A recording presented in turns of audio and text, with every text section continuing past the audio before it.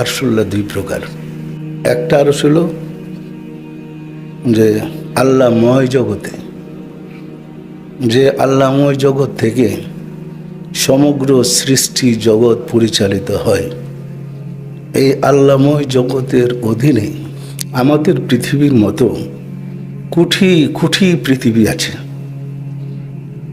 প্রত্যেকটা পৃথিবীতে আল্লাহর আদমজাত সন্তান আছে। বিশ্বাস আপনাদের? প্রত্যেকটা পৃথিবীতে মানুষ আছে। মানুষকে আল্লাহর দাওয়াত দেওয়ার জন্য, আল্লাহর পথে পরিচালিত করার জন্যে আল্লাহ মানুষকে তার খলিফা, প্রতিনিধি নির্বাচিত করেছেন। ঠিক আছে? ওই আরশে আল্লাহ আর প্রতিনিধির আরশে আল্লাহ। পরিষ্কার?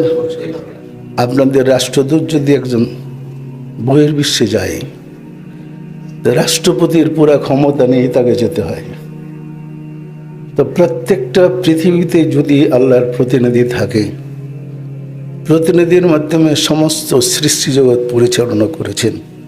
আগে আমি আপনাদেরকে বলছি খোদাই প্রশাসন আছে, যে কারণে আল্লাহ বলছে নাহনু, আমরা শব্দ ব্যবহার করেছি বহু বচন। তাহলে সব প্রতিনিধির মাধ্যমে আল্লাহর রূপটা প্রকাশ পায়। পরিষ্কার? যেমন টেলিভিশনের সেন্টারে একটা খবর পড়ে, সারা পৃথিবীর সব দেশে যদি ওই চ্যানেলে, ওই ফ্রিকোয়েন্সিতে, ওই সেন্টারে টিভিটা অন করেন, তো সেন্টারে যা দেখানো হয় সব দেখা যাবে, সব শোনা যাবে। যাবে না? যাবে না।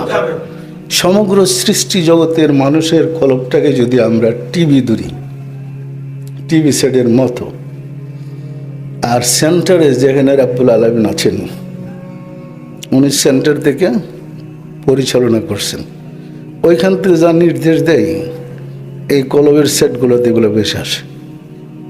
পরিষ্কার না? পরিষ্কার না? ওই সেটটা তৈরি করেই কলবের 7টা স্তর করেই দুনিয়াতে পাঠাইছে।